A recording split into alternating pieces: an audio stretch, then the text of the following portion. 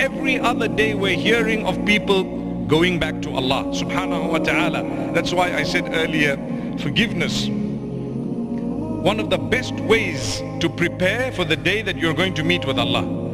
Because when you die, all your deeds, you'll see them in front of you.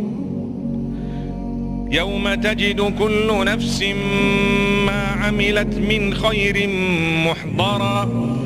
On that day, every soul shall see all the deeds, the good deeds that it has done present in front of them. وَمَا عَمِلَتْ مِنْ سُوءٍ تَوَدُّ لَوْ أَنَّ بَيْنَهَا وَبَيْنَهُ أَمَدًا بَعِيدًا.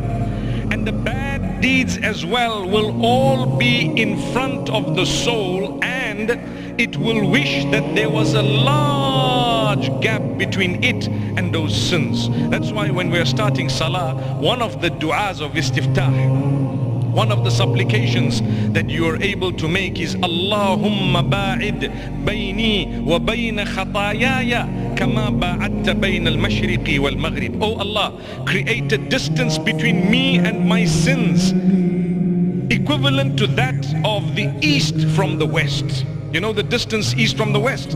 What you mean is, oh Allah, just create a huge distance between me and the sins I've committed. I don't want to be associated with these sins.